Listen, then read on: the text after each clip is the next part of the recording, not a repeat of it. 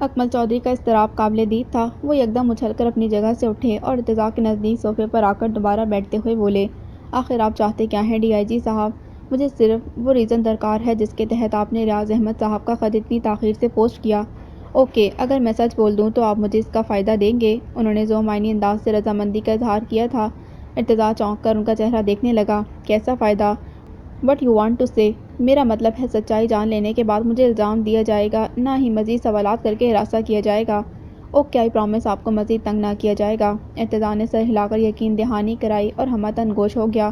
تب اکمل چودھری کچھ دیر کسی سوچ کا حصہ بنے رہے، پھر لمحوں کی خاموشی کے بعد دھیرے سے بولے، جس رات ریاض صاحب کے گھر پر وہ قیامت خیز حادثہ رونما ہوا تھا، میں اور میری فیملی اپنے گھر سکون کی نیند سوئے ہوئے تھے۔ فائرنگ کی تیز آوازوں نے اچانک پورے گھر کو بے آسان کر ڈالا تھا۔ نگین کی بلند ہوتی چیخیں اور ریاض صاحب کا بآواز بلند اسے خاموش رہنے کی تلقین کرنا اتنا واضح سنائی دیا تھا کہ سب کے دل جیسے بند ہونے کو تھے۔ ہمارے گھر سے ان کے گھر کی دیوار ملی ہوئی ہے، شاید اسی وجہ سے ہم کسی حد تک ان کے ہاں ہونے والی واردات سے واقف ہو چکے تھے۔ ہم نے ڈکیتی کا اندازہ لگایا تھا۔ نگین کے شور پر میں گھر سے نکلا اور ریاض کے گھر کی ڈور بیل بجائی، مگر کسی نے دروازہ نہ کھولا، بلکہ گھر کے اندر مچی ہلچل نے مجھے پہلے سے زیادہ خبردار رہنے پر اکسایا تھا۔ تب میں دیوار پھاند کر ان کے گھر میں داخل ہوا تھا۔ بیرونی گیٹ لاک ہونے کی وجہ سے میں نے دیوار پھاندنے کی جرأت کی تھی۔ میں سیدھا ریاض صاحب کے بیڈ روم کی طرف گیا تھا۔ وہاں دو لہیم شہیم وجود خون میں لت پت پڑے دیکھ کر میری سٹی گم ہو گئی تھی۔ نگین کمرے میں نہیں تھی، البتہ ریاض صاحب موبائل پر کسی بندے سے پریشانی میں بات کر رہے تھے۔ انہوں نے کیا بات چیت کی میں زیادہ سن نہ سکا، بس اتنا اندازہ ہو گیا کہ وہ کہیں کسی کو فوری طور پر پہنچنے کا کہہ رہے تھے۔ ریاض صاحب کے فون پر مصروف ہونے تک میں ان کے کمرے میں پھیلے خون، بکھرے ہوئے مردہ وجود اور کلاشنکوف کی دھواں اگلتی نال میں کھویا رہا تھا۔ فون سے فراغت پا کر ریاض صاحب نے جو مجھے اپنے سر پر سوار دیکھا تو آ کر میرے سامنے دونوں ہاتھ جوڑ دیے اور عاجزی سے بولے، اکمل صاحب، یہ وقت میرے لیے بہت کڑا ہے۔ اگر آپ کو مجھ سے تھوڑی محبت یا ذرا ہمدردی ہے تو اللہ کے واسطے میری مدد کیجیے اور میرا یہ خط جلد سے جلد کل ہی پوسٹ کر دیجیے گا۔ صبح ہوتے ہی اگر پہلا کام مجھ ناچیز کا کر دیں گے تو میں احسان مند رہوں گا۔ میرے ہاں کہہ دینے سے انہوں نے اپنے بستر پر بیٹھ کر تیزی سے ایک لیٹر پیڈ پر چند سطریں لکھیں اور کچھ سوچنے لگے۔ میں گنگ کھڑا تھا۔ کمرے کی حالت اور دو مردہ اشخاص کے ٹھنڈے بدن مجھ پر ہیبت طاری کر چکے تھے۔ میں کوئی بھی سوال نہ پوچھ سکا تھا۔ ریاض صاحب لمحہ بھر کے توقف کے بعد پھر سے جلدی کاغذ پر قلم گھسیٹنے لگے تھے۔ 5 منٹ سے بھی کم وقت میں انہوں نے ایک خط لکھ کر دراز سے نکالے لفافے میں بند کیا اور ایک عجلت کے ساتھ ایڈریس لکھ دیا تھا۔ پھر خط مجھے دیتے لجاجت سے کہا، اسے جلد از جلد پوسٹ کر دیں اور کسی کو بھی اس کے بارے میں نہ بتائیں۔ انہوں نے یہ بھی تاکید کی کہ مجھے خط کے بارے میں اپنی بیوی بچوں کو بھی کچھ نہ بتایا جائے۔ میں بھی جواب نہ دے پایا تھا کہ بہت سے لوگ ہجوم کی صورت کمرے میں داخل ہو گئے۔ ہر چہرہ خوف کی تصویر بنا ہوا تھا۔ سبھی کی آنکھیں پھٹ چکی تھیں اور رنگت سفید پڑ گئی تھی۔ پھر جیسے کوئی ہنگامہ برپا ہو چکا تھا۔ وہ سارے لوگ فائرنگ کی آواز سن کر حالات جاننے کے لیے آئے تھے۔ میں نہیں جانتا نیچے گیٹ کس نے کھولا اور کس کی اجازت سے وہ لوگ ریاض صاحب کے گھر میں داخل ہوئے۔ جو بھی آتا وہ ریاض صاحب تک پہنچنے کی ہمت نہ کرتا، کیونکہ کمرے کے بیچ دو لاشیں پڑی تھیں اور سبھی کو حواس باختہ کر رہی تھیں۔ ادھر نگین کا کہیں پتہ نہ تھا۔ لوگوں کے رش اور بنبناتی آوازوں نے مجھے مزید خوفزدہ کر دیا۔ میں انجائنا کا مریض ہوں ارتضیٰ صاحب۔ کمرے کے گھٹے ماحول اور انسانی خون کی بو سے مجھے اختلاط سا ہونے لگا۔ میں وہاں سے باہر نکل آیا۔ ریاض صاحب کی مانند جو خط کی صورت اسی لفافے میں بند تھی، میں نے نائٹ گاؤن کی جیب میں چھپا لی تھی۔ میں ابھی زینے پر ہی تھا کہ ہجوم سے اٹھی دبی آوازیں اور خوف بھری صدائیں مجھے محتاط کر گئی تھیں۔ تب میں نے دیکھا 3 آدمی بڑی بڑی گرم چادروں کی بکل مارے ہاتھوں میں خودکار ہتھیار اٹھائے لوگوں کی بھیڑ چیرتے اور راستہ بناتے اندر چلے آ رہے تھے۔ میرے قریب سے گزرتے ان میں سے ایک آدمی نے اپنا چادر کا کونا چہرے سے ہٹایا تھا۔ میں نے نوٹس کیا وہ ایک جوان آدمی تھا، گنجا اور چہرے پر گھنی باریک مونچھوں والا۔ بڑی صفاقت اور اس لہجے میں اس نے اطراف میں کھڑے لوگوں کو پیچھے ہٹ جانے کا حکم دیا تھا۔ لوگ کسی اعتراض کے بغیر دیوار سے جا لگے تھے۔ ان کے چہرے ہراس میں ڈوب رہے تھے۔ آنے والے تینوں آدمی ریاض صاحب کے بیڈ روم میں جا گھسے تھے اور جانے کے ساتھ ہی انہیں بے دریغ مارنا شروع کر دیا۔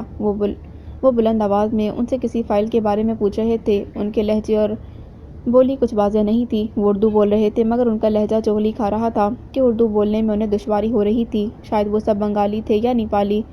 وہ جو بھی پوچھ رہے تھے کسی کو کچھ سمجھ نہ آ رہا تھا۔ البتہ ریاض صاحب نے گنجے آدمی کے منہ پر تھوک دیا اور چلا کر کہا، تم جان سے بھی مار دو گے تب بھی تمہیں فائل کا پتہ نہیں بتاؤں گا۔ گنجا آدمی ان کی جرأت سے سراپا ہو گیا تھا۔ اس نے 2 سے 3 بار ریاض صاحب کو دھمکایا اور فائل کا سوال کیا، لیکن ہر بار کے انکار کے بعد اس نے زمین پر پڑے مردہ آدمیوں کے پاس پڑی کلاشنکوف اٹھائی اور کوئی بھی موقع دیے بغیر ریاض صاحب کا جسم چھلنی کر ڈالا تھا۔ کلاشنکوف کے بس نے ریاض صاحب کا دوسرا سانس لینے نہ دیا۔ وہ کٹی شاخ کی طرح تیورا کر خون میں لت پت پڑی لاشوں کے اوپر گر گئے تھے۔ تب آنے والوں نے آؤ دکھا نہ تاؤ ریاض صاحب کا کمرہ بکھیر کر رکھ دیا اور اس کارروائی کے بعد بھگتے جھگتے پلٹ گئے تھے۔ جاتے جاتے انہوں نے ہجوم میں شامل لوگوں کو یہ دھمکی دی کہ کوئی بھی پولیس کو کچھ نہ بتائے، اگر کسی نے منہ کھولا تو ایک اندھی گولی اس کا مقدر ہوگی۔ سبھی کو صاف سونگ گیا تھا، ہر چہرے پر دہشت رقم تھی۔ ان کی دھمکی کے جواب میں کسی نے کچھ رد عمل ظاہر نہ کیا تھا۔ ان کے جانے کے 15-20 منٹ بعد ہی وہاں پولیس آ گئی تھی اور میں اپنے گھر لوٹ آیا تھا۔ میں نے گھر آتے ہی خط چھپا کر رکھ دیا۔ وہ خط کس کے نام تھا میں نے لفافے پر منام دیکھ لیا تھا، لیکن ریاض صاحب نے خط میں کیا لکھا تھا میں اس تحریر سے واقف نہ تھا۔ اگلے 2.5 ماہ تک وہ خط بحفاظت میری سیف میں پڑا رہا۔ اس دوران میں نے کبھی بھی اس پہ پڑھنے کی کوشش نہیں کی، جانے کیوں ایک دباؤ کا شکار تھا۔ ایک خوف سا مسلط تھا میرے رگ و پے پر۔ ریاض صاحب کی موت، نگین کی اپنے گھر سے گمشدگی اور اس کی غیر موجودگی میں گھر پر پولیس ریڈ نے میرے اوسان خطا کر ڈالے تھے۔ گزرتے وقت کے ساتھ پولیس کی تحقیقات اور تفتیش سے جو باتیں منظر عام پر آئیں وہ بے حد خوفناک اور ناقابل یقین تھیں۔ اخبارات اور نیوز چینلز نے بھی ریاض صاحب کا تعلق ملک کے مشہور اور بدنام زمانہ دہشت گرد بگ ٹائیگر سے جوڑ دیا تھا اور پروپیگنڈا کیا تھا کہ ملک دشمن عناصر کی سرگرمیوں میں ملوث پائے گئے تھے اور اب پولیس کو کسی خفیہ فائل کی تلاش تھی۔ میں اسی بھیانک نیوز کو سن کر ڈر گیا تھا۔ تب یہی مناسب سمجھا کہ راز احمد کے خط کے معاملے کو گول کر دیتا ہوں۔ مجھے لگتا تھا کہ وہ خط مجھے انجانے دشمن کے نرغے میں نہ دھکیل دے یا انٹیلیجنس ادارے مجھے کوئی سنگین الزام دے کر نہ دھر لیں۔ ریاض صاحب کا انجام میری نظروں کے سامنے تھا، سو میں خود میں اتنی جرأت اور ہمت پیدا نہ کر سکا کہ وہ خط ڈاک کے سپرد کر کے اپنے آپ کو کسی غیر قانونی سرگرمی میں ملوث کروں۔ خط میں در حقیقت کیا لکھا تھا یہ سچائی میں خود بھی نہیں جانتا۔ اگر پوسٹ کرنے پر یہ خط اپنے ٹھکانے پر پہنچ جاتا تو میرا کیا ہوتا؟ میں نے خود کو ہر طرح سے محفوظ رکھنے کی خاطر ریاض صاحب کا خط سپرد ڈاک نہ کیا، بلکہ اسے سیف میں لاک رہنے دیا تھا۔ خط کے لفافے پر لکھی تحریر میں بارہا پڑھ چکا تھا، ڈی آئی جی ارتضیٰ علی کا نام اور پھر ریاض صاحب کا وہ زومعنی جملہ جو میری سمجھ سے بالا تر تھا، میرے بیٹے کے نام جو میری بیٹی کا امین ہے، میرے لیے کسی معمے سے کم نہیں تھا۔ میں بعد تک یہی سمجھتا رہا کہ ریاض صاحب نے نگین کو اپنے کسی دور پرے کے کسی عزیز کے ہاتھ بھیج دیا تھا اور وہ خط اسی آدمی کے نام لکھا ہوگا، لیکن پھر آج ڈی آئی جی کے الفابیٹ مجھے خوفزدہ کر جاتے تھے۔ میں پولیس کی نظروں میں نہیں آنا چاہتا تھا، سو خط کو چھپائے رکھا تھا، لیکن بعد میں اخبارات کے ذریعے میڈیا اور چینلز کی نیوز میں نے آپ کے بارے میں بارہا پڑھا اور سنا تھا۔ آپ کے گھر پر فائرنگ، کسی عورت کی ہلاکت اور مجرموں کی نقب زنی کی اطلاعات نے میرے حواس گم کر دیے تھے۔ اب مجھے معاملے کی نزاکت کا احساس ہونے لگا تھا۔ میں محتاط ہو گیا۔ تب میں نے اپنے طور پر اس معاملے کی چھان بین شروع کی تھی۔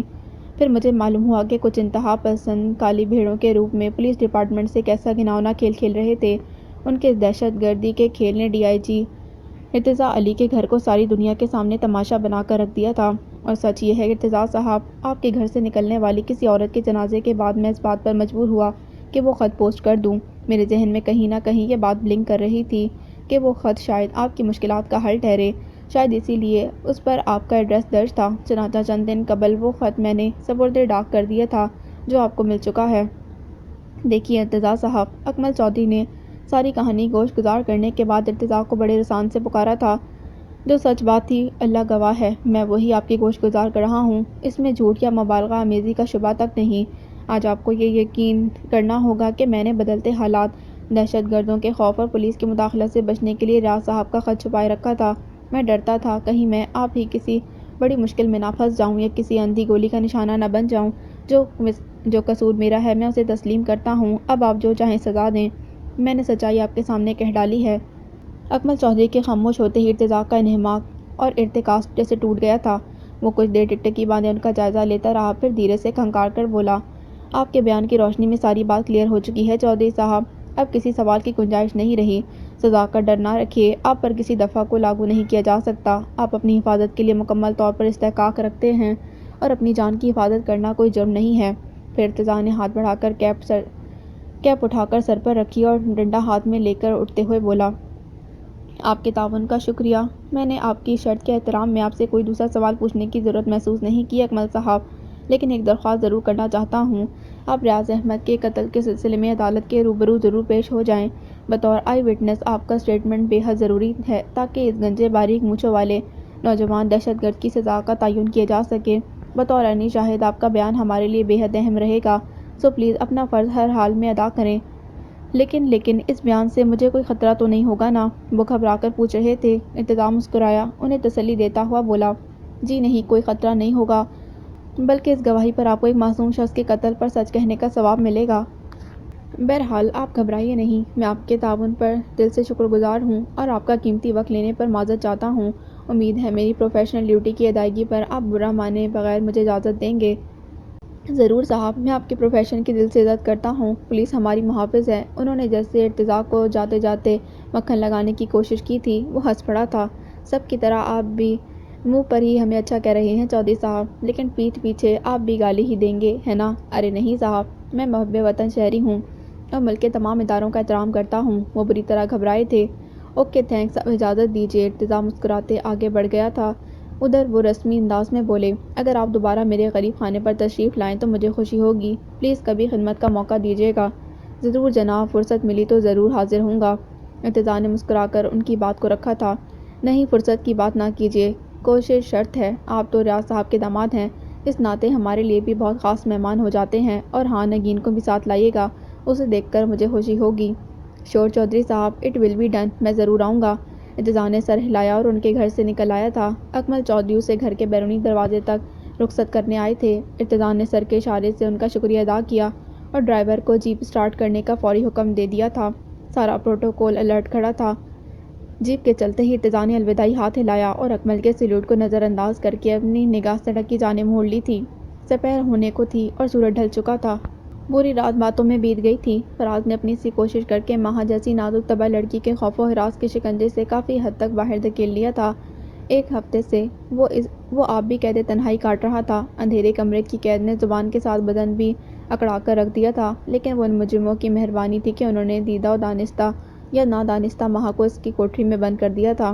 چنانچہ ماہا کی آمد بارش کے پہلے قطرے جیسی تھی، جس نے ایک ہفتے تک قید تنہائی میں پڑے فراز کی زبان کے تالے کھول کر رکھ دیے تھے، اور اب فراز خوب چہک رہا تھا۔ وہ اچھا انسان بھی تھا، ایک بہترین دوست بننے کے لائق بھی تھا۔ اس کی صحبت ماہا جیسی سنجیدہ اور سادہ مزاج رکھنے والی لڑکی کے لیے بھی خاصی پرکشش اور بھرپور تھی۔ کوٹری کے باہر شاید سویرا ہو گیا تھا۔ کمرے میں چہار سو پھیلے اندھیرے میں ملگجا سا دھندلکا ابھر آیا تھا۔ پرندوں کے شور پر چہچہاہٹ اور ہوا کی نمی میں سبزے کی خوشبو جاتی سردی کے ساتھ مل کر بے حد خوبصورت صبح کی نوید سنا رہی تھی، لیکن اندھیری کوٹری میں قید وہ دونوں قدرت کی سہانی صبح کا لطف اٹھانے سے قاصر تھے۔ ماہا نے تھک کر پھر نیم دراز ہوتے ہوئے کمر دیوار سے لگا لی تھی، جبکہ فراز بھی ابھی خاموش بیٹھا تھا۔ دونوں اپنے حالات میں گم تھے جب اچانک کمرے کے باہر کسی کے بھاری قدموں کی چاپ سنائی دی تھی۔ دروازے کا لاک ٹٹولا جا رہا تھا۔ ہلکی سی کلک کی آواز آئی اور اگلے ہی پل دروازہ ایک جھٹکے سے پورا کھول دیا گیا تھا۔ روشنی کی لہریں تھرتھراتی ہوئی اندر کوٹری میں چلی آئی تھیں۔ چوپٹ دروازے کے پار کوئی کھڑا تھا، لیکن فراز اور ماہا اسے دیکھ نہ سکے۔ تیز روشنی کے بگولے سے بچنے کی خاطر دونوں نے بے اختیار اپنی آنکھوں پر ہاتھ رکھ لیا تھا۔ ان کی آنکھیں ایک ثانیے میں ہی چندیاہ گئی تھیں۔ اے لڑکی، اٹھو یہاں سے، چلو باہر نکلو۔ آنے والے کی درست لہجے میں کہی بات ماہا کی سماعت میں اتری تھی۔ وہ گھبرا کر تیزی سے اٹھ کھڑی ہوئی تھی۔ وہ شخص دروازے کے بیچوں بیچ کھڑا تھا۔ تیز روشنی کی وجہ سے وہ اس کا چہرہ دیکھ نہ پا رہی تھی۔ اس کا حکمیہ انداز تکلم پر بوکھلا کر بولی، کہاں چلوں؟ میں کمرے سے باہر چلنے کا کہہ رہا ہوں۔ ہاتھ منہ دھونا چاہتی ہو؟ آنے والے نے اسے سختی سے پوچھا تھا۔ جی ہاں، میں دھونا چاہتی ہوں۔ اس نے فوراً اس بات میں سر ہلایا تھا۔ چلو میرے پیچھے آؤ۔ وہ پلٹنے لگا جب ماہا نے فراز کی طرف دیکھا تھا۔ چلیں، آپ بھی آئیں نا میرے ساتھ۔ اور وہ جو روشنی کے سیل رواں سے فائدہ اٹھا کر ماہا کو یکٹک دیکھنے میں محو تھا، چونک اٹھا۔ ماہا کا اصرار پاتے ہی قدم بڑھا کر سیاہ فام آدمی کے نزدیک جا پہنچا، جو ماہا کی بات سن کر ٹھٹک گیا تھا۔ سنو بھائی، مجھے بھی ساتھ لے چلو، باتھ روم جانا ہے۔ نہیں، تم ابھی یہیں ٹھہرو، مجھے دونوں کو الگ الگ لے جانے کا حکم ملا ہے۔ اس آدمی نے سختی سے انکار کر دیا تھا۔ پلیز، میں اب اور صبر نہیں کر سکتا، مجھے شدت سے حاجت ہو رہی ہے۔ فراز نے ہمت نہ ہاری اور مصر رہا تھا۔ تو میں کیا کروں؟ صبر کرو، مر تو نہیں جاؤ گے نا؟ اس کالے آدمی نے فراز کو جھڑک دیا تھا۔ دیکھو، قید میں رکھ کر اس طرح ظلم کرنا اچھی بات نہیں، یہ انسانیت کے خلاف ہے۔ تم پورے 24 گھنٹے بعد آئے ہو، میں اب ایک لمحہ بھی صبر نہ کر سکوں گا، مجھے ابھی ہر حال میں باتھ روم جانا ہے۔ فراز کا لہجہ ضد اور اصرار سے بھرپور تھا۔ وہ سوچ میں پڑ گیا۔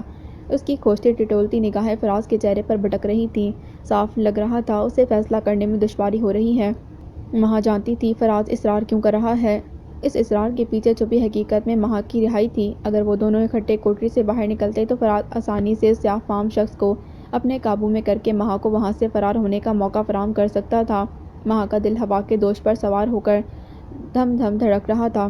جانے آنے والا وقت کس سمت سے اس کے لیے کون سا پیام لانے والا تھا۔ پلیز اللہ کے واسطے رحم کرو، میں اب نہیں رک سکتا، میرے پیٹ میں درد کا گولا سا اٹھ رہا ہے، مجھے بھی رفع کے لیے لے چلو اپنے ساتھ۔ فراز نے اسے سوچتا پا کر التجائی انداز میں ہاتھ جوڑے تو وہ کندھے جھٹک کر بولا، ٹھیک ہے آ جاؤ تم بھی، لیکن دیکھو کوئی ہوشیاری نہ کرنا ورنہ ایک ذرا سا لحاظ نہیں کروں گا۔ ہوشیاری کی کیا بات ہے میرے بھائی، میں کسی ہوشیاری کے قابل نہیں ہوں، اب برداشت کرتے کرتے تھک چکا ہوں، اور تم بھی لحاظ نہ کرو گے تو میرا کیا ہوگا۔ بکواس بند کرو اور چپ چاپ پیچھے چلو، دونوں فاصلہ رکھنا سمجھے۔ بہت شکریہ تمہارا۔ فراز نے نظر بچا کر مہا کو آنکھ سے اشارہ کیا تو وہ بھی اس کے ساتھ ہی کوٹری سے نکل آئی تھی۔ اندھیرے سے روشنی کا سفر انسانی آنکھ کے لیے بہت تکلیف دہ ہوتا ہے۔ باہر آتے ہی تیز روشنی میں نظر جیسے ہلنے لگی تھی۔ مہا کو صبح کی سفیدی میں جیسے ہر چیز بلیو ہوتی محسوس ہو رہی تھی، ایک غبار میں چھپی ہوئی قدرے پھیلی ہوئی چیزیں۔ اس نے گھبرا کر دونوں ہاتھوں سے بے ساختہ آنکھوں کو مسلا تھا، لیکن لمحہ بھر کے لیے بینائی درست ہوئی اور پھر سے وہی روشنی کا انعکاس شروع ہو گیا تھا۔ اب وہ ذرا دیر میں ٹھیک ہونے والی تھی، شاید بینائی پر اثر پڑ رہا تھا۔ کیا ہوا مہا؟ فراز نے اس کی بے چینی محسوس کر کے ساتھ چلتے ہوئے ذرا ہولے سے پوچھا۔ میری آنکھیں کچھ ٹھیک سے دیکھ نہیں پا رہی ہیں، جس جگہ نگاہ ڈالتی ہوں وہ چیز روشنی میں پھیلی سی لگ رہی ہے، یوں جیسے دھند میں ڈوب رہی ہو۔ وہ اب بھی دوپٹے سے آنکھیں رگڑ رہی تھی۔ ایسا اندھیرے کی وجہ سے ہے، کئی گھنٹوں کے بعد اس اندھیری کوٹری سے باہر آئی ہو، اس لیے تھوڑی دیر لگے گی، پھر تم پہلے کی طرح ہر چیز سہولت سے دیکھ سکو گی۔ اپنی بینائی کو اجالے سے مانوس ہونے دو۔ کیا بکواس کر رہے ہو لڑکے، آگے چلو، خبردار تم نے اس لڑکی سے بات کرنے کی کوشش کی تو۔ سیاہ فام آدمی نے پلٹ کر فراز کو گھورتے ہوئے بدتمیزی سے جھڑکا اور ساتھ ہی آگے چلنے کا آرڈر دے دیا تھا۔ فراز کو قدم بڑھانے پڑے، وہ مہا سے تھوڑا فاصلہ رکھ کر چلنے پر مجبور تھا۔ وہ آدمی پوری طرح چوکس ہو کر ان کے پیچھے بڑی احتیاط سے چل رہا تھا۔ وہ پتوں کی کھڑکھڑاہٹ پر بھی چونک کر ادھر ادھر دیکھتا تھا۔ اسے چکمہ دینا آسان نہ تھا۔ سنو مہا، فراز نے دو قدم آگے چلتے پیچھے آتی مہا کو پکارا تھا۔ وہ گھبرا کر اس کی طرف دیکھنے لگی۔ کافی زیادہ ہائٹ تھی فراز کی، 6 فٹ کے آس پاس تھا وہ، اور اس کے شانے چوڑے اور مضبوط تھے۔ وہ ذرا سا لنگڑا کر چل رہا تھا۔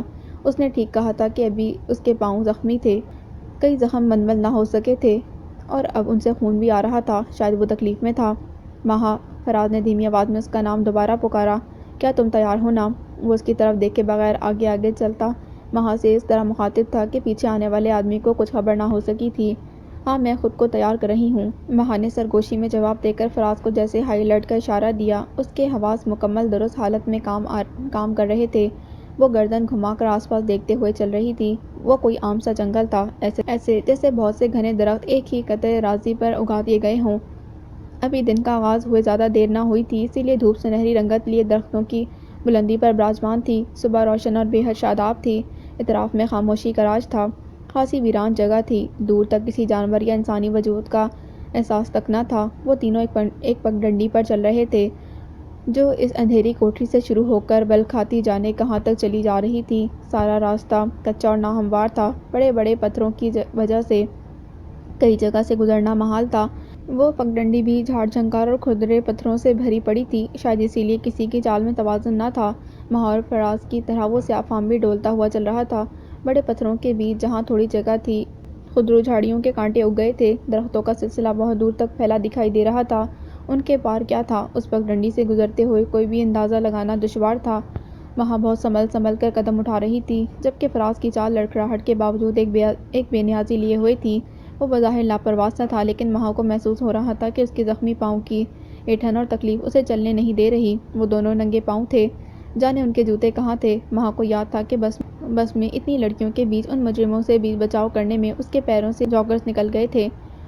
وہ وقت اس قدر عذابناک تھا کہ مہا اس کو ایک پل کے لیے بھی سوچنا نہیں چاہتی تھی، لیکن اب اسے اپنے جوتے یاد آ رہے تھے۔ پتھروں سے بھری اس ناہموار پگڈنڈی پر ننگے پاؤں چلنا کار محال تھا۔ اس کے نرم و نازک پاؤں نوکیلے پتھروں کی اذیت سہہ نہیں پا رہے تھے۔ وہ بھی فراز کی طرح بے ڈھب چال چلنے پر مجبور تھی۔ کچھ دور چلنے کے بعد ہی اچانک اس کالے آدمی نے چلا کر ان دونوں کو رک جانے کے لیے کہا تھا۔ مہا نے پلٹ کر اسے دیکھا، وہ کچے سے اتر آئے تھے، دائیں جانب زیادہ اونچی گھاس والے حصے کی طرف جانے کا اشارہ کر رہا تھا۔ وہاں کی نظریں اس طرف کوٹھی تھیں۔ پگڈنڈی کے دائیں جانب خودرو جھاڑیوں کی بھرمار کے اس پار ایک مختصر سی دیوار نظر آئی تھی جہاں 2 دروازے لگے تھے۔ یوں لگتا تھا جیسے کسی نے علت میں ان 2 مختصر سے کمروں کو 2 حصوں میں بانٹ کر دروازے فٹ کر دیے ہوں۔ غالباً وہ بیت الخلاء تھے۔ چہار دیواری کے باہر ہی اینٹوں کے تھڑے پر ایک نیلا بدوضع سا ڈرم رکھا تھا۔ وہ پانی سے بھرا تھا۔ ڈرم کے کنارے پر ہی ایک میلا کچیلا سا پلاسٹک کا مگ لٹکا دکھائی دے رہا تھا جو شاید ڈرم سے پانی نکالنے اور استعمال کرنے کے لیے تھا۔ اس کے علاوہ اور کوئی چیز وہاں موجود نہ تھی۔ چلو لڑکے، پہلے تم جاؤ، اس نے چہار دیوار کے پاس انہیں روک کر فراز کو اشارہ کیا۔ فراز نے کسی کراہ کے بغیر سیاہ فام کی بات مانی اور مہا کو آنکھوں ہی آنکھوں میں مطمئن رہنے کا اشارہ کرتے ایک دروازے کے اندر گھس گیا تھا۔ مہا کو حیرت ہوئی۔ فراز کو یوں شرافت سے باتھ روم میں جاتا دیکھ کر وہ سمجھ نہ پائی کہ اب وہ کیا چاہتا تھا۔ اس نے مہا سے فرار کا کہا تھا، اب دیر کرنا اور بے وجہ شخص کو ڈھیل دینا شاید دونوں کے لیے خطرہ ہوتا، مگر وہ اکیلی کیا کر سکتی تھی؟ وہ الجھی کھڑی تھی جب اس آدمی کی بھاری کرخت آواز نے اسے خیالوں سے دور کیا تھا۔ چلو لڑکی، اس کے آنے تک تم منہ ہاتھ دھو لو، وہ باتھ روم سے باہر آ جائے تو تم چلی جانا۔ مہا نے اس بات میں سر ہلا کر اس کا کہا مانا اور چھوٹے چھوٹے قدم اٹھاتی نیلے ڈرم کے پاس چلی آئی تھی۔ ڈرم میں صاف پانی بھرا تھا۔ اس نے مگ میں پانی بھرا اور ہاتھ پر ڈالا تو سسکی از خود اس کے منہ سے نکل گئی تھی۔ پانی بہت ٹھنڈا تھا۔ جاتی سردی کے گلابی دن تھے۔ سورج میں حدت بڑھ گئی تھی، مگر اس جنگل میں درختوں کی بہتات اور تیز ہوائوں کی وجہ سے ٹھنڈ کا احساس کچھ زیادہ ہی ہو رہا تھا۔ شاید کھلی جگہ ہونے کی وجہ سے پانی بھی زیادہ ٹھنڈا تھا۔ مہا کو جھجھری سی آئی۔ اسے کپکپاتا دیکھ کر وہ آدمی مسکرا کر ڈھٹائی سے بولا، ٹھنڈا پانی ہے ڈرم کا اور تم گرم پانی استعمال کرنے والی مخلوق ہو، ذرا آج ٹھنڈے پانی سے بھی لطف لے لو، ٹھنڈا پانی کوئی پرابلم نہیں کرتا۔ مہا نے نخوت سے کہہ کر پانی کو دونوں ہاتھوں میں بھرا اور منہ پر چھپکا مارا تھا۔ ایک پل کو لگا سانس رک گئی ہو، مگر اس آدمی کو اپنی جانب متوجہ دیکھ کر مہا نے پرواہ کیے بغیر جلدی جلدی منہ ہاتھ دھویا، کوہنی تک اچھی طرح بازو دھوئے اور پیروں پر پانی بہا کر اس آدمی کو دوبارہ دیکھا تھا۔ وہ گہری نظروں سے مہا کو ہی دیکھ رہا تھا۔ پانی ہاتھ میں آیا تھا تو مہا کو شدت کی پیاس کا احساس بھی ہوا تھا۔ اس نے پتھر پر بیٹھے سیاہ فام کو ایک بار پھر دیکھا اور اب بھی مہا کو گھور رہا تھا۔ مہا نے گہری سانس خارج کر کے اپنی ناگواری کو چھپایا اور اسے مخاطب کرتے ہوئے بولی، سنو بھائی، کیا میں یہ پانی پی سکتی ہوں؟ یہ پینے کے لائق تو ہے نا؟ ہاں، زہر ملا ہوا نہیں ہے اس میں، پی لو سیر ہو کر۔ اس نے استہزائی مسکراہٹ سے شاہانہ انداز میں اجازت دی تو مہا کا دل چاہا وہ مگ بھر کر اس کمبخت پر انڈیل دے، مگر وہ صرف خیال ہی تھا۔ مہا نے پانی کو احتیاطاً سونگھا۔ وہ بے بو تھا، کوئی ناگوار مہک محسوس نہ ہوئی تھی۔ اس نے سب سے پہلے کلی کی، پھر اچھی طرح مگ دھویا اور پانی لے کر گھوٹ گھوٹ پینے لگی۔ پانی نے خالی معدے میں جاتے ہی جیسے ہلچل مچا دی تھی۔ کل صبح کالج جانے میں کچھ دیر ہو گئی تھی۔ پوائنٹ نکل جانے کے ڈر سے اس نے کل ناشتہ بھی نہ کیا تھا۔ وہ خالی پیٹ ہی گھر سے نکل آئی تھی۔ پچھلے 18 گھنٹوں سے وہ بھوکی تھی۔ اب ٹھنڈے پانی نے پیٹ میں جاتے ہی آنتوں میں کھچاؤ پیدا کر دیا تھا۔ بھوک کا احساس شدت سے ہوا تھا۔ کاش میں کل کالج بس مس کر دیتی، مہا نے بے اختیار سوچا اور پھر خود ہی اپنے سوچ پر مسکرا دی تھی۔ بے کسی اور لاچاری کے ساتھ کتنا اسٹوپڈ ہوتا ہے نہ لفظ کاش بھی، اس نے بے اختیار سوچا تھا۔ فراز باتھ روم سے باہر آ گیا تھا۔ اس سے پہلے کہ وہ ڈرم کے پانی تک پہنچتا سیاہ فام کی تیز آواز نے مہا کو پکارا تھا، چلو لڑکی، اب تمہاری باری ہے، باتھ روم جانا چاہتی ہو تو جاؤ، جلدی کرو۔ مہا نے فراز کی طرف دیکھا۔ اس نے سر کے خفیہ اشارے سے مہا کو باتھ روم جانے کا کہا تھا۔ تب وہ خاموشی سے ایک دروازہ کھول کر اندر چلی گئی۔ فراز سکون سے منہ ہاتھ دھونے لگا۔ سیاہ فام اب پتھر سے ہٹ کر فراز کے قریب آ کھڑا ہوا تھا۔ اس کی تیز نگاہیں فراز کا بھرپور جائزہ لے رہی تھیں، یوں جیسے سر سے پاؤں تک اسے ٹٹول رہی ہو۔ اچانک وہ شخص بول اٹھا تھا، ارے خون نکل رہا ہے تمہارے پاؤں سے۔ فراز نے سر جھکا کر اپنے پاؤں کو دیکھا تھا۔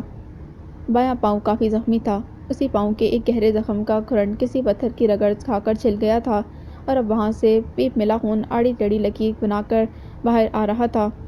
فراز مسکرایا اور سیاہ فام کو تاکتے زہر خون سے بولا، یہ زخم بھی آپ سب کی ہی مہربانی ہے، پھر حیران کیوں ہوتے ہو یار؟ بکو مت، پاؤں بھی دھو لو، خون صاف ہو جائے گا، اس نے بے نیازی سے جھڑکتے ہوئے مشورہ دیا تھا۔ واؤ، خون کی فکر ہے، فراز زور سے ہنسا تھا۔ اور زخم کیسے ٹھیک ہوں گے؟ کیا انہیں ٹھیک کرنے کے لیے مرہم دو گے؟ یہ ہمارا کام نہیں ہے سمجھے؟ وہ گرایا تھا۔ فراز اس کی خفگی پر زور سے ہنس دیا تھا۔ ہاں بھئی، تمہارا کام صرف زخم لگانا ہے، دہشت گرد کہیں کے۔ سیاہ فام خجل سا ہو کر پرے ہو گیا اور جا کر پھر اسی پتھر پر براجمان ہو گیا۔ اسی اثناء میں مہا باتھ روم سے نکل آئی تھی۔ وہ اب بھی فراز کے نزدیک ہو کر کھڑی ڈرم کے پانی سے ہاتھ دھونے لگی تھی۔ فراز نیچے بیٹھ کر اپنے پاؤں کا زخم دھو رہا تھا۔ مہا کا دل بے ساختہ متلا گیا تھا۔ یا خدا، یہ کیا کر رہے ہیں آپ؟ زخموں پر، بلکہ گہرے زخموں پر پانی نہیں ڈالتے فراز صاحب، وہ خراب ہو جاتے ہیں۔ تو کیا کروں، مجبوری ہے، زخم نے منہ کھول دیا ہے اور اندر بھرا سارا مواد رسنے لگا ہے۔ دھو ڈالنے سے کم سیپٹک تو نہیں ہوگا۔ اس نے جیسے توجہ پیش کی تھی۔ وہاں بے قرار سی ہو کر اس کے پاس ہی بیٹھ گئی تھی۔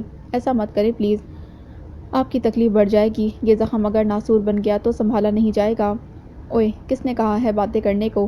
فوراً الگ ہو جاؤ۔ اچانک سے آفام چیخا تھا۔ اس کی تیز آواز کھلی جگہ ہونے کے باوجود کانوں کو ناگوار گزری تھی۔ مہا اور فراز نے پلٹ کر سیافام کو دیکھا۔ وہ غصے سے تنتنا رہا تھا۔ اسے کیا ہوا؟ ہم نے تو ایسی کوئی بھی قابل گرفت بات نہیں کی، پھر غصہ کس لیے؟ مہا نے ہولے سے کہا تھا۔ فراز نے گہری سانس بھری اور منہ ہی منہ میں بدبدایا تھا۔ Some people behave good and some people behave badly you know. یہ لوگ انسان نہیں دہشت گرد ہیں اور صرف بیڈلی بہیو کرتے ہیں۔ مہا نے دھیرے سے جواب دیا تھا۔ اوئے، کیا بکواس کر رہے ہو تم؟ سیافام اب ان کے سر پر سوار تھا۔ مہا کا رنگ پیلا پڑ گیا۔ وہ خوف سے لرز رہی تھی۔ ادھر فراز نے پرواہ تک نہ کی، منہ بگاڑ کر بولا، تمہیں سمجھ نہیں آئے گی میری بکواس۔ دس از نن آف یور بزنس۔ چل زیادہ کھٹپٹ مت کر، میں سب سمجھتا ہوں۔ وہ دھاڑا تھا۔ That's good for you. جا کر اوباما سے دوستی کر لو، اچھی نبھے گی۔ فراز کی شوخی اتنی ورس کنڈیشن میں بھی مہا کو ہنسا گئی تھی۔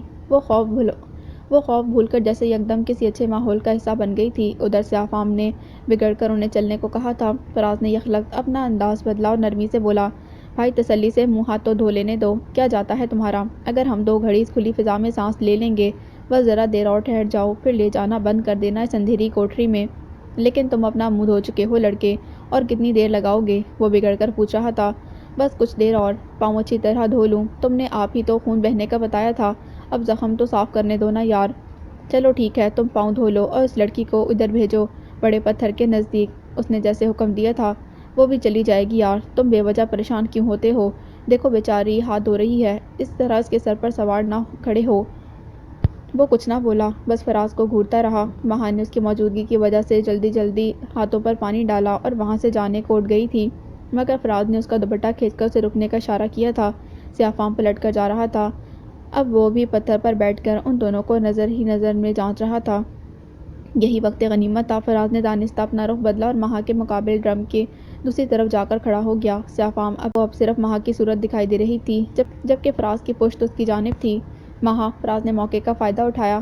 اس نے تیزی سے اپنی بات دھیمے لہجے میں مکمل کی، تیار رہنا، میں واپسی کے راستے میں اس آدمی کو قابو کر لوں گا، تمہیں بس بھاگنا ہے یہاں سے۔ دیکھو غور سے میری بات سنو، تم اس پگڈنڈی کے بائیں جانب بھاگنا، میرا اندازہ ہے کہ اس راستے سے تم جلد مین روڈ تک پہنچ سکتی ہو۔ کان لگا کر دھیان سے سنو گی تو تمہیں کافی فاصلے پر گاڑیوں کی آمد و رفت اور ان کے ہارن بجنے کا احساس ضرور ہوگا۔ تم اسی طرف سے فرار ہونا۔ جب تم مین روڈ پر پہنچ جاؤ گی تو سڑک پر کسی بھی سواری میں بیٹھ کر چلی جانا، کسی سے لفٹ لینے کی ضرورت نہیں ہے، ورنہ کسی دوسری مصیبت میں پھنس جاؤ گی۔ رکشہ، ٹیکسی، جو پہلے ملے فوراً بیٹھ جانا، وہ تمہیں آسانی سے گھر تک پہنچا دے گا، بس خود پر مکمل کنٹرول رکھنا۔ لیکن فراز، وہ لوگ میرے جانے کے بعد آپ کو معاف نہیں کریں گے۔ مہا کی آنکھیں اشکوں سے دھندلانے لگی تھیں۔ وہ اپنے محسن کا چہرہ دیکھ رہی تھی۔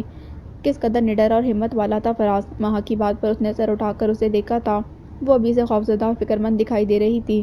وہ مسکرایا تھا۔ اس نے ہاتھ بڑھا کر ڈرم کے پانی میں ڈوبے مہا کے ہاتھ کو نرمی سے تھام لیا تھا اور تسلی دیتے سرگوشی سے بولا، تمہاری رہائی کی تفیل مجھے ہر سزا قبول ہے مہا، کیونکہ میں جانتا ہوں اگر تم یہاں سے نکل کر گھر تک پہنچ گئیں تو میری سزا کے دن تھوڑے ہو جائیں گے۔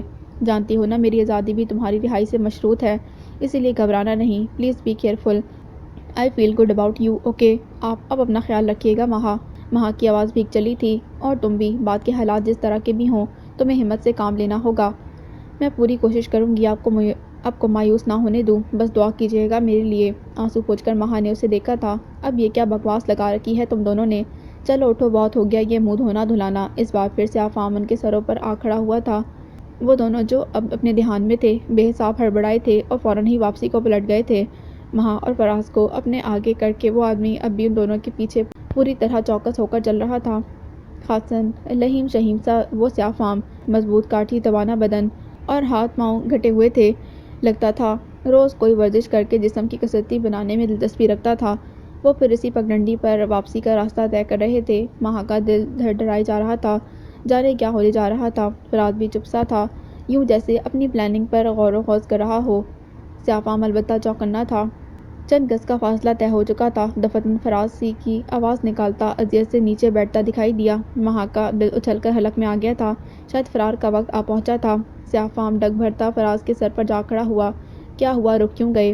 یار میرے پاؤں سے بہت خون نکل رہا ہے، شاید میں اور چل نہ سکوں۔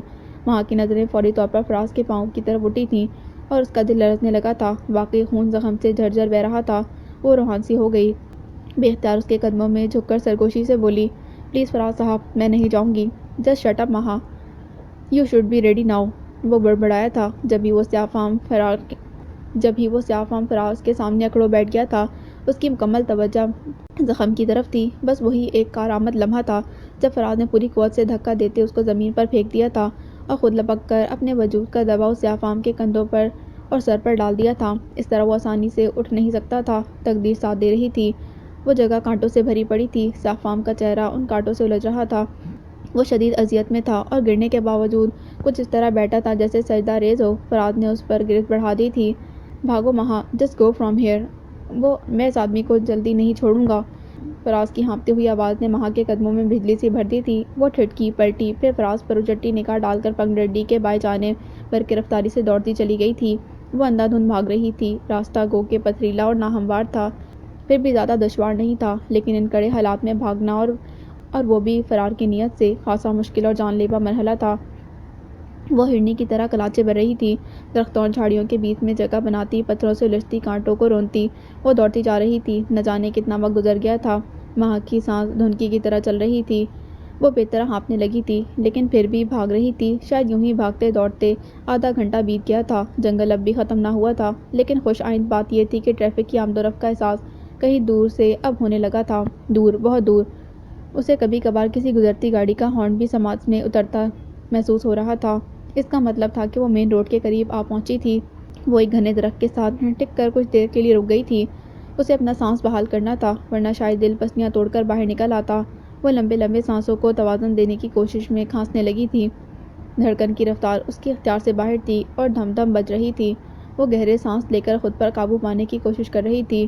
دوڑتے رہنے سے جان پر بر آئی تھی۔ اب اگر وہ اپنا سانس بحال کرنے کو رکتی تو یقیناً آگے جا کر کہیں بھی گر جاتی اور یقینی طور پر جان سے چلی جاتی۔ اب دل کو کچھ قرار تھا۔ مہا نے تھوڑا قابو پا کر تنے کی اوٹ سے چاروں اور نگاہ دوڑائی تھی۔ احتیاط ضروری تھا۔ پتہ نہیں فراز نے پیچھے کیا کیا ہوگا، وہ خود کس حال میں ہوگا، کیسے اس آدمی سے بھڑا ہوگا۔ مہا کو ذرا اندازہ نہیں تھا، بس خوف تھا تو یہی کہ کہیں اس کے پیچھے تو نہ آ رہا تھا کوئی۔ وہ درخت کے بھاری بھرکم تنے سے ٹیک لگائے ہوئے تھی۔ اس کی آنکھیں اطراف کو جیسے کھنگال رہی تھیں، لیکن دور دور تک کسی انسان کا وجود تک نہ تھا۔ دل اب بھی بے حساب دھڑک رہا تھا، بدن پسینے میں شرابور تھا اور مہا خود بے حال، پریشان اور تھکاوٹ سے چور تھی۔ اس نے جلدی سے اپنے دوپٹے سے چہرے پر چمکتے پسینے کو پوंچھا اور کان لگا کر ٹریفک کی آوازوں پر غور کرنے لگی۔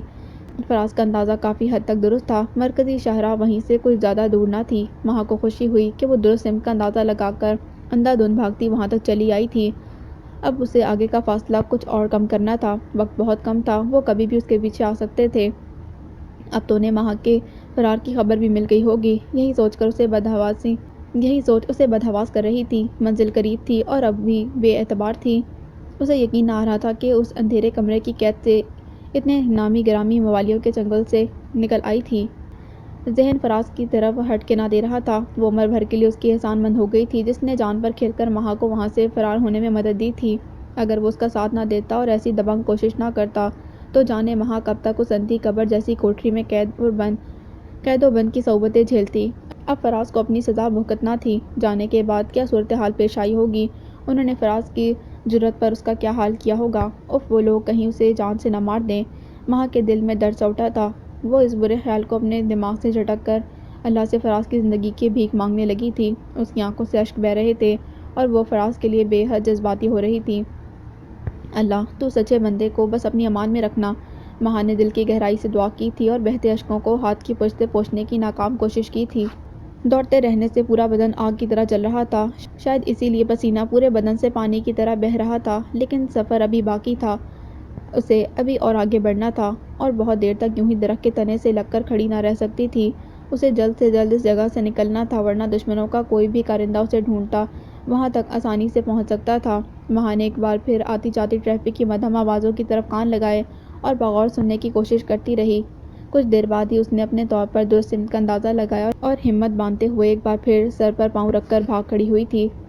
15-20 منٹ کی جان لیوا بھاگ دوڑ کے بعد بالآخر مین روڈ کے آثار نمودار ہوئے۔ وہ اب بھی بھاگے جا رہی تھی۔ دوپٹہ کہیں بیچ راستے میں ہی گر گیا تھا اور اس کے فرار کا منہ بولتا ثبوت تھا، لیکن کیا کرتی؟ ایک دوپٹے کو اٹھانے کی خاطر وہ پلٹ نہ سکتی تھی۔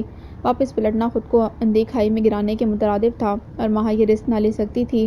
وہ اپنی رفتار کم کر چکی تھی، کیونکہ اب آنکھوں کے سامنے سڑک کی بل کھاتی لمبی سی لکیر اسے دور تک آسانی سے دکھائی دے رہی تھی۔ وہ قدرے بلندی پر تھی، شاید کسی بڑے مٹی کے ٹیلے پر تھی، اسی لیے مرکزی شاہراہ کو دائیں اور بائیں دونوں طرف سے آسانی دیکھ سکتی تھی۔ آزادی کے جاں فزا احساس اور خوشی کی شدت نے اس کی آنکھوں کو نمکین پانی سے لبالب بھر دیا تھا۔ وہ سہولت سے ایک ایسی ڈھلان ڈھونڈنے میں کامیاب رہی تھی جہاں سے اتر کر وہ سڑک پر آ سکتی تھی۔ وہ تیزی سے راستہ عبور کر رہی تھی۔ کچے سے گزر کر ڈھلان کے ساتھ لڑکتی ہوئی وہ باہر گری تھی۔ کوہنیوں اور ہاتھوں پر کافی خراشیاں آئی تھیں، گھٹنے بھی چھل گئے تھے، لیکن مہا نے پرواہ نہ کی۔ وہ تیزی سے بڑھتی چلی آ رہی تھی اور پھر وہ سڑک کے عین کنارے پر آ ٹھہری تھی۔ مہا کو اب قدرے تحفظ کا احساس ہوا تھا۔ وہ کالی کوٹری سے بہت دور آ گئی تھی۔ شہر کی طرف جاتی مرکزی شاہراہ پر ٹریفک کا بہاؤ بہت تیز تھا۔ ٹریفک کا ایک ازدحام تھا جو رواں دواں نظر آ رہا تھا۔ آتی جاتی گاڑیوں میں اسے کوئی مسافروں سے بھری بس روک کر فوراً سوار ہونا تھا۔ وہ گردن گھما کر اپنی مطلوبہ بس کو جانچنے لگی۔ سڑک پر فی الوقت بہت سی گاڑیاں اور بھاری بھرکم ٹریفک گزر رہا تھا۔ بس کہیں نہیں تھی۔ اسے بس کا انتظار کرنا عذاب لگ رہا تھا۔ وہ بے قراری سے کبھی سڑک کی ایک طرف دیکھتی تو کبھی دوسری طرف۔ وقت جیسے پڑ لگا کر اڑ رہا تھا۔ وہ اس وقت مکمل طور پر اپنے دھیان میں تھی، جب اچانک کسی نے پیچھے سے آ کر اس کے نرم سڈول سے شانوں پر اپنے بھاری بھرکم پرحرارت اور مضبوط ہاتھ دھر دیے تھے۔ وہ جو بھی تھا اس کے اتنا قریب کھڑا تھا کہ مہا کا بدن اس کے وجود کا لمس بآسانی محسوس کر رہا تھا۔ وہ جو بھی تھا مہا اب اس کے احاطے میں تھی۔ دل کی دھڑکن جیسے یکلخت رک گئی تھی۔ وہ دم سانتے بھونچکی کھڑی تھی۔ پھر ہمت باندھ کر مہا نے سلو موشن سٹائل میں دھیرے سے سر اٹھا کر اپنے پیچھے کھڑے شخص کو دیکھا تو اسے لگا جیسے ساتوں آسمان بیک بک ٹوٹ کر اس کے سر پر آ گرے ہوں۔ وہ جو بھی تھا اسے وہاں آنے میں کتنا وقت لگا ہوگا، لیکن پھر بھی وہ وہاں تھا۔ مہا کی آنکھیں پھٹ چکی تھیں۔ وہ منہ کھولے ہونکوں کی طرح اس سیاہ فام کو دیکھ رہی تھی جسے فراز نے دبوچ کر اسے بھاگنے کی راہ ہموار کی تھی۔ وہ وہی آدمی تھا جو اسے اور فراز کو باتھ روم لے کر گیا تھا۔ مہا کو کسی طور یقین نہ آ رہا تھا۔ کیا کوئی انہونی بھی ہو سکتی تھی؟ وہ لمحہ بے حد ناقابل یقین تھا۔ خود کو سنبھالنا واقعی ناممکن تھا۔ پھر اچانک مہا کا ذہن چکرایا تھا۔ آنکھوں کی بینائی زائل ہوتے ہوئے اندھیرے میں بدلی تھی۔ وہ خود کو مفلوج ہوتے اعصاب کے ساتھ کسی کٹی ہوئی ڈال کی طرح گرتی چلی گئی تھی۔ حواس گم ہونے سے پہلے اس نے بس ایک جملہ ضرور سنا تھا، میں اب کیا کروں جونیئر باس، یہ سالی تو لڑک گئی ہے۔ پولیس کسٹڈی میں دیے گئے ریاض احمد کے ذاتی گھر سے ان کی من پسند گاڑی پولیس ہیڈ کوارٹر منتقل کی جا چکی تھی۔ ارتضیٰ بے حد ایکسائٹڈ تھا۔ وہ ریاض صاحب کے پڑوسی اکمل چودھری سے ملاقات کے بعد سیدھا ہیڈ کوارٹر پہنچا تھا۔ آرٹ ڈپارٹمنٹ میں خاصی سرگرمی اور جوش و جذبے کا احساس نمایاں تھا۔ ارتضیٰ کو آتے ہی آئی جی صاحب نے طلب کر لیا تھا۔ وہ فوراً ان کی خدمت میں حاضر ہو گیا تھا۔ آئی جی صاحب نے بلیک فائل کے سلسلے میں مبینہ انکشافی خط کے ملنے پر اسے بڑی گرم جوش مبارکباد دے ڈالی تھی اور ساتھ ہی مہا کی بازیابی کے لیے دعاؤں سے بھی نوازا تھا۔ وہ خود بھی خاصے خوش اور متحرک نظر آ رہے تھے۔ ارتضیٰ نے ان کا شکریہ ادا کیا اور انہیں ساتھ چلنے کا کہہ کر فوری طور پر ہیڈ کوارٹر کی ورک شاپ چلا آیا تھا۔ وہاں ریاض صاحب کی کالی مرسیڈیز بڑی شان و شوکت سے کھڑی تھی اور اطراف میں پولیس کی بھاری نفری تعینات تھی۔ ارتضیٰ کے پہنچتے ہی ماہر میکینک نے اجازت چاہی اور ارتضیٰ کے ہاں پر فوراً اپنے کام میں جت گیا تھا۔ اس نے کسی ماہر ایکسپرٹ کی طرح ڈرائیونگ سیٹ کے دروازے کو بڑی احتیاط سے گاڑی سے الگ کر دیا تھا۔ ارتضیٰ کے ساتھ D I G, D S P اور ایس پی صاحبان کے علاوہ پولیس کے چند دوسرے اہم اراکین اور افسران بھی موجود تھے۔ ایس پی رانا بھی اس کے پہلو میں موجود تھا اور خاصا پرجوش دکھائی دے رہا تھا۔ وہ بہت شارپ آفیسر تھا، ہر کام میں ہوشیاری اور فوری کارروائی کرنے والا۔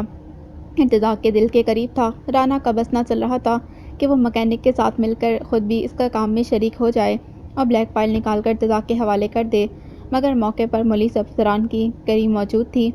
وہ اکیلا کسی بھی معاملے میں رتی برابر مداخلت نہ کر سکتا تھا، سو دل محسوس کر ہاتھ پسے پشت ڈال کر چپ چاپ کھڑا رہا تھا۔ اس کے ساتھ ایس پی صفدر اور سب انسپکٹر راشد حنیف بھی موجود تھے۔ وہ سب کے سب ارتضیٰ کی اسپیشل فورسز سے تعلق رکھتے تھے۔ ان کی وہاں موجودگی ارتضیٰ کی مرہون منت تھی جو اس وقت پورے نماق سے اس گاڑی کے دروازے کو الگ ہوتا دیکھ رہے تھے۔ مکینک نے دروازہ نکال کر زمین پر رکھ دیا تھا۔ اب وہ ایک بلیڈ نما تیز آرے کی مدد سے دروازے کی اندرونی مضبوط پیکنگ کو کاٹ رہا تھا۔ پہلی لیئر ایک موٹا اور مضبوط پلاسٹک کور تھا جس پر خوبصورت نقش و نگار سے مزید سیلف ڈیزائن ہلکے کلرز کے ساتھ چمکتا دکھائی دے رہا تھا۔ मैकेनिक ने आरा परे रखकर पहले गाड़ी के दरवाजे की ग्लास विंडो एहतियात से इतराफ का फ्रेम हटाकर बाहर निकाली थी और उसके नीचे लगे हाफ्ट को भी उतारकर एक तरफ रख दिया था। अब वो दोबारा प्लास्टिक के मजबूत कवर को काटने की तैयारी कर रहा था। उसने बरकी आले का बटन दबाया और घड़र की तेज आवाज़ के साथ रेक्सीन टाइप मोटा कवर बड़ी सहूलत से कटने लगा था। रेक्सीन कवर के हटते ही मैकेनिक ने चारों कोनों पर बड़ी नफासत से कट लगाए और आसानी से पूरा कवर हटाकर परे फेंक दिया। कवर के हटते ही सभी हाजरीन की पुरश्ताक निगाहें लोहे की अंदरूनी चादर से टकराई थीं जिससे गाड़ी का दरवाज़ा बनाया गया था। कई पुलिस ऑफिसर्स के मुंह से सीटी की तेज आवाज़ निकली थी और उधर इर्तिज़ा ने माई गॉड का नारा लगा के अपना चेहरा छुपा लिया था। आईजी साहब तजस्सुस से चंद कदम आगे बढ़कर मैकेनिक के सर पर जा खड़े हुए थे और झुककर किसी माहिर सुराग रसां की तरह गाड़ी के दरवाजे के अंदरूनी हिस्से की पड़ताल कर रहे थे जो मुकम्मल तौर पर खाली था। फाइल वहाँ नहीं थी। ये क्या मजाक है मिस्टर डीआईजी, क्या आपने झूठ बोला है हम सब से? आईजी ने भिन्नाकर इर्तिज़ा के हाथ से वो फाइल खींची जिससे उसने अपना चेहरा छुपा रखा था। उनकी आवाज़ गुस्से से कँपा रही थी। इर्तिज़ा ने नागवारी से उनकी हरकत को नोटिस किया और फाइल उनके हाथ से ज़बरदस्ती लेते हुए गर्मी से बोला, मैंने कोई मजाक नहीं किया है सर, और ना ही झूठ बोला है। फाइल दरवाजे से बरामद नहीं हुई तो मैं क्या करूं? मैं कुछ नहीं जानता। आपने रियाज साहब का ख़त पढ़ा था ना? उन्होंने ख़त में इसी जगह की निशानदेही की थी और साफ लिखा था कि ब्लैक फाइल यहाँ छुपाई गई थी। जवाब देते हुए इर्तिज़ा ने शल होते असाब और बंद होते जहन को बामुश्किल संभाला था। उसका रंग फक हो रहा था। माँ की दुश्मन से रिहाई तभी मुमकिन थी जब वो मनूस फाइल इस गाड़ी से बरामद हो जाती, मगर दरवाज़ा खाली था। वहाँ कुछ छुपाया ना किया था। सॉरी टू से मिस्टर इर्तिज़ा, मुझे रियाज साहब कोई बहुत बड़े गैम्बलर लगते हैं, ढोंगी कहीं के। आखिर तमाशा क्या लगा रखा है उस शख्स ने? यहाँ हमारी जान सूली पर लटकी है और वहाँ वो फाइल जाने कहाँ छुपा कर मर गए हैं। आईजी की गुर्राहट शायद वहाँ खड़े हर दिल की आवाज़ थी। इर्तिज़ा को शर्मिंदगी और खजालत से ज़्यादा अपनी बेइज्जती होने का शदीद एहसास हुआ था। रियाज साहब उसके कौन थे? उनसे जुड़ने वाला रिश्ता वहाँ मौजूद हर ऑफिसर जानता था। मोहतरम आईजी की ज़ुबान से अपने ससुर का जिक्र इतने गए गुजरे अल्फाज में सुनकर वो भौंचका खड़ा था। लम्हा बाद कदरे संभल कर चले भुने लहजे में बोला, sorry sir, but this is not my fault. File इस दरवाजे से नहीं निकली तो मैं क्या करूं? मैं रियाज साहब के कौलो फेल का जिम्मेदार हरगिज़ नहीं हूं। अगर उन्होंने ख़त में झूठ से काम लिया है तो ये सरासर उनका कसूर है, मेरा नहीं। Please relax mister इर्तिज़ा, this is not the end of the mystery.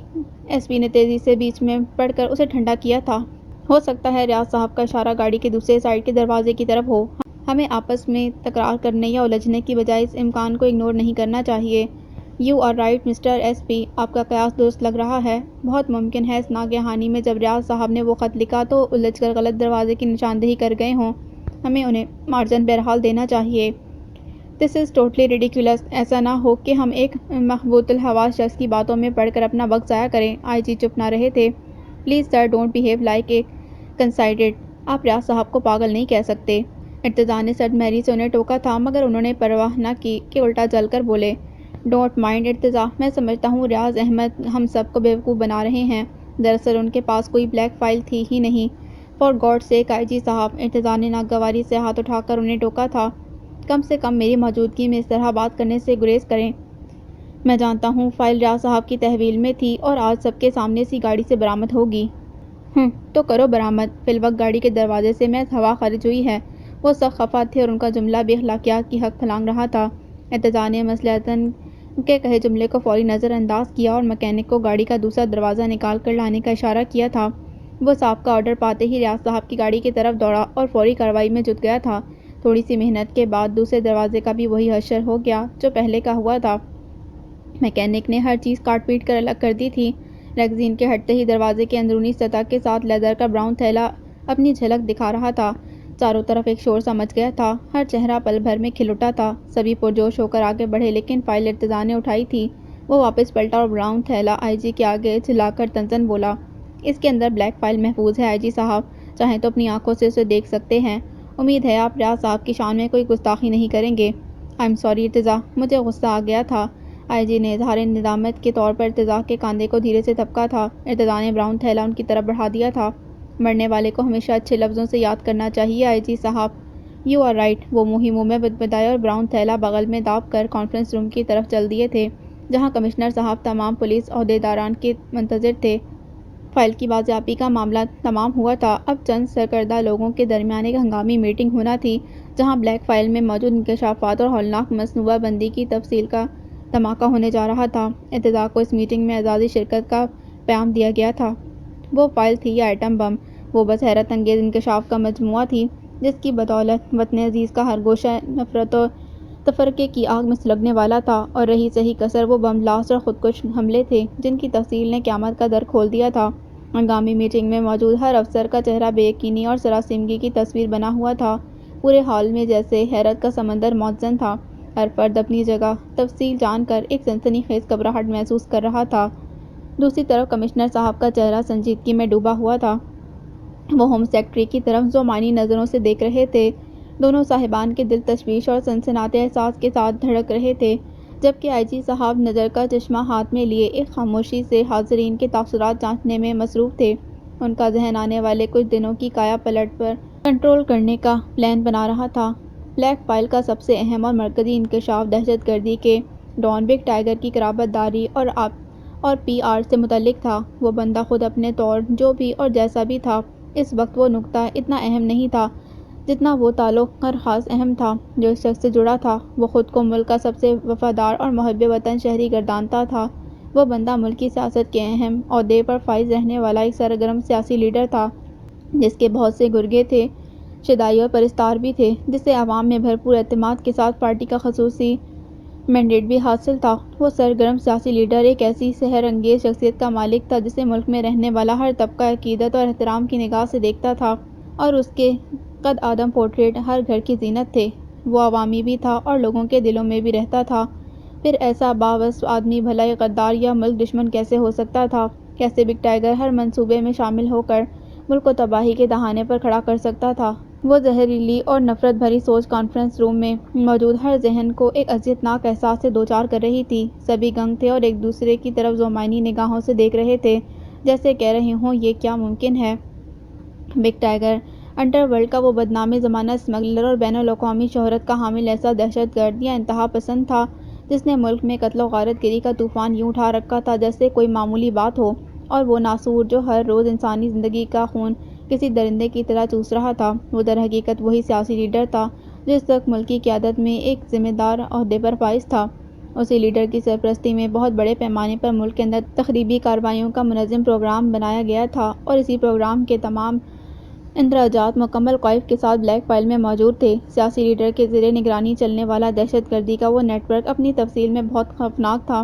وہ منصوبے مکمل پلاننگ سے تیار کیے گئے تھے۔ فائل میں ان منصوبوں میں جن لوگوں کو شامل کیا گیا تھا ان کی تمام تر ذمہ داری ایک خصوصی ڈیوٹی کی صورت نہایت سیاق و سباق کے ساتھ درج تھی۔ بہت سے کاغذات حساس نوعیت کے تھے جن میں وطن عزیز کے ایٹمی پروگرام اور جوہری توانائی سے متعلق راز دشمن کو فراہم کرنے کی کھلی سازش تیار کی گئی تھی۔ ان کاغذات میں ورکرز اور منصوبہ سازوں کی تصاویر بھی چسپاں تھیں، اور ہر تصویر کے نیچے ان لوگوں کا مکمل بائیو ڈیٹا اور ماضی کے کارنامے نمایاں طور تحریر تھے۔ جن اصحاب کے ذمہ جو کام تھے ان کی تفصیل کے آگے بگ ٹائیگر کے خصوصی احکامات بھی درج کیے گئے تھے، اور وہ سازشیں کئی منصوبے سمیت ملکی سالمیت کو داؤ پر لگا رہی تھیں اور دنیا میں تماشا بنانے جا رہی تھیں۔ فائل میں دیگر بننے والے منصوبوں کا بھی ذکر کیا گیا تھا۔ ان منصوبوں میں ہر شہر کے خاص نوعیت کے حامل اداروں، پارکوں اور ہوٹلوں میں بم بلاسٹ کارروائی کی جانے والی تھی۔ اس کے علاوہ چیدہ مشہور اور معروف شخصیات کے قتل کی منصوبہ بندی بھی کی گئی تھی۔ وہ تمام جگہیں جہاں دن کے کسی خاص حصے میں لوگوں کا ہجوم موجود ہوتا تھا، وہاں اندھا دھند فائرنگ یا خودکش حملہ آوروں کو بھیج کر انسانی جان کی اضاعہ کے کئی منصوبے شامل تھے۔ اغوا برائے تاوان کے لیے بھی بہت سے مقتدر لوگوں اور ان کے احباب یا اولاد کے نام شامل کیے گئے تھے۔ ملک میں دہشت کی فضا برقرار رہے، اس کام کے لیے کسی ہنگامی صورتحال کو نقشوں کے ذریعے واضح کیا گیا تھا۔ ان ملک گیر فسادات اور دھماکے کے ذریعے ہراس پھیلانے جیسے اہم کام کی ذمہ داری جونیئر باس عرف دارا سیٹھ پر ڈالی گئی تھی، جس کی تصویر بھی کئی کاغذات پر موجود تھی، اور اسے ارتزاق کی زیرک نگاہ نے فوری طور پر شناخت کیا تھا۔ اس کی تصویر دیکھتے ہی جیسے اس کا خون کھول اٹھا تھا۔ مہا کو اس کی فیملی سے جدا کرنے والا وہی مجرم تھا۔ اس نے ریاض صاحب کو قتل کر کے نگین کے ساتھ ساتھ اس کی اپنی زندگی میں بھی آگ اور بارود بھر دیا تھا۔ صرف اس ایک دہشت گرد کی بدولت بوا کی جان گئی تھی اور رحیمہ جیسے معصوم لوگ خون میں نہا گئے تھے۔ بلیک فائل کی ساری تفصیل اپنی ہولناکی اور ناقابل یقین حقیقت کے طور تشدام ہو چکی تھی، اور وہ ساری تفصیل جان لینے کے بعد ہنگامی اجلاس میں شریک ہر پولیس اہلکار تحیر اور خوف میں ڈوبا ہوا تھا۔ کمشنر صاحب کی کابی نظریں میٹنگ میں موجود ہر فرد کا چہرہ پڑھ رہی تھیں۔ سبھی کے چہرے پھیکے پڑ گئے تھے۔ یہ خبر کہ ملک تباہی اور بربادی کے کنارے کھڑا ہے ہر دل تڑپ کر بےتاب دھڑکنے پر مجبور تھا۔ بلیک فائل سے ملنے والے منصوبوں کی تفصیل اور اس کے اندراجات سے اس کا بخوبی اندازہ لگایا جا سکتا تھا کہ وہ مقتدر سیاسی شخصیت جو ملک کی دفاع کے ادارے میں اہم ذمہ داری نبھا رہی تھی، وہ اپنے چہرے پر شرافت اور پارسائی اور عوام میں ہر دل عزیز ہونے کا نقاب چڑھائے اپنے ہی لوگوں کو خون میں نہلا رہی تھی۔ باطنی طور پر وہ شخص جس قدر مکروہ اور گھناؤنا چہرہ رکھتا تھا، اسے عوام الناس کے درمیان لا کر اگر سرعام گولی سے اڑا دیا جاتا تو یہ سزا بھی شاید کم ہوتی۔ وہ جس سزا کا حقدار تھا، شاید وہ سزا اسے دنیا کی کوئی عدالت نہ دے پاتی، کیونکہ ایسے مجرموں کو صرف اللہ کی لاٹھی ہی سبق سکھا سکتی ہے۔ پھر بھی دنیاوی طور پر ہیرو نما وحشی کو سزا دلوانا اور لوگوں میں اس کا اصل چہرہ بے نقاب کرنا ہائی کمان اور پرائم منسٹر کے اختیار میں تھا۔ کانفرنس روم میں سکوت طاری تھا۔ سب کا دل جیسے دھڑکنا بھول گیا تھا۔ ان سب کو جس قیامت خیز انکشافات کا سامنا تھا، انہیں اتنی جلدی قبول کرنا شاید کسی کے بس میں نہ رہا تھا۔ ساری تفصیل سامنے آ جانے کے بعد حاضرین کی تجسس بھری نگاہیں کمشنر اور ہوم سیکرٹری کی جانب لگی تھیں، جو سبھی کو دیکھتے ہوئے معاملات کی سنجیدگی کو بخوبی محسوس کر رہے تھے۔ "Oh my God, what is this sir, nobody can believe it". سب سے پہلے آئی جی صاحب نے زبان کھولی۔ ان کا برا حال تھا۔ وہ اپنی حیرت میں پڑ کر بولتے چلے گئے تھے، "یہ کیسی دھول جھونکی جا رہی ہے عام لوگوں کی آنکھوں میں! اوہ خدایا! ہم میں سے کوئی اس بات کا تصور بھی نہیں کر سکتا کہ ہمارے ہر دل عزیز سیاستدان عام زندگی میں اپنے مفاد کے لیے کس حد تک گر سکتے ہیں"۔ آئی جی صاحب کے بعد جیسے سبھی کو ہوش آیا تھا۔ کانفرنس روم اب آوازوں سے گونج رہا تھا۔ ہر آواز پہلی آواز سے تیز اور حیرت میں ڈوبی ہوئی تھی۔ سبھی ویسا کہہ رہے تھے جیسا آئی جی نے کہا تھا۔ بلیک فائل میں موجود مواد نے سبھی کو بے حساب چونکا دیا تھا۔ تفصیل اس قدر لرزہ خیز تھی کہ اب اعتبار کی دہلیز پر قدم جما کر کھڑے ہونا سبھی کو مشکل لگنے لگا تھا۔ آوازیں شور میں بدلنے لگیں تو کمشنر صاحب نے سنجیدگی سے ٹیبل بجا کر سبھی کو متوجہ کیا۔ "ہولڈ ڈاؤن ایوری ون، خاموشی ضروری ہے، یہ ایک کانفیڈینشیل میٹنگ ہے"۔ کانفرنس روم میں جیسے اچانک کسی نے سحر پھونک دیا تھا۔ کمشنر کے آرڈر پر ہال میں گویا پن ڈراپ سائلنس چھا گیا تھا۔ سب لبہ مہر ہو کر پراشتیاق نظروں سے کمشنر صاحب کو دیکھ رہے تھے اور ان کے کچھ کہنے کے منتظر تھے۔ "ویل جینٹل مین، آپ نے دیکھا کہ بلیک فائل کن خون آشام واقعات اور سازشوں کی پلاننگ سے بھری پڑی ہے۔ اس فائل میں گویا قیامت چھپی ہے، یا یوں کہیے کہ ملک قوم کا مفاد اور سلامتی داؤ پر لگی ہے، اور اس تباہی اور بربادی کے پیچھے صرف ایک ہی شخصیت کار فرما دکھائی دیتی ہے۔ اور وہ کون ہے؟ وہ نام اب آپ سب کے سامنے ڈسکلوز ہو چکا ہے۔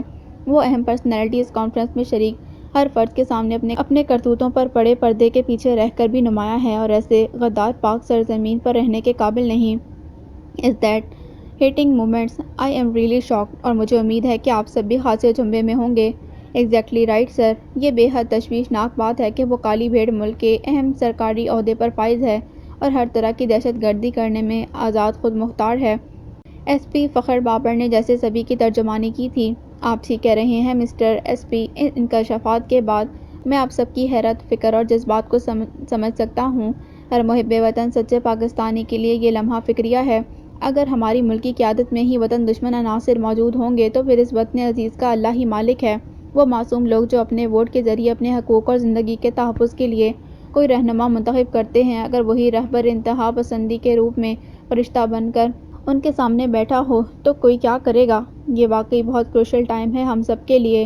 کمشنر صاحب کا چہرہ پریشانی اور فکر کے غلبے میں ڈوب رہا تھا۔ وہ خاصے سنجیدہ دکھائی دے رہے تھے۔ ان کی بات کے جواب میں ایس پی چودھری عمران نے ماتھے پر آئے پسینے کو پوچھ کر کہا، "یہ کیسی حیرانی اور انہونی ہے کہ سر بلیو کرتے ڈر لگتا ہے، اگر ایسے درندہ صرف سیاسی رہنما جو ملک کے نام پر بدنما داغ ہیں، لوگوں کے جذبات سے کھیلیں گے اور جان و مال کے تحفظ کی بجائے اپنے ووٹرز کے خون سے ہی اپنے خونی عزائم پورے کریں گے تو اللہ کی آزمائش اور سزا سے کبھی نہ بچ سکیں گے"۔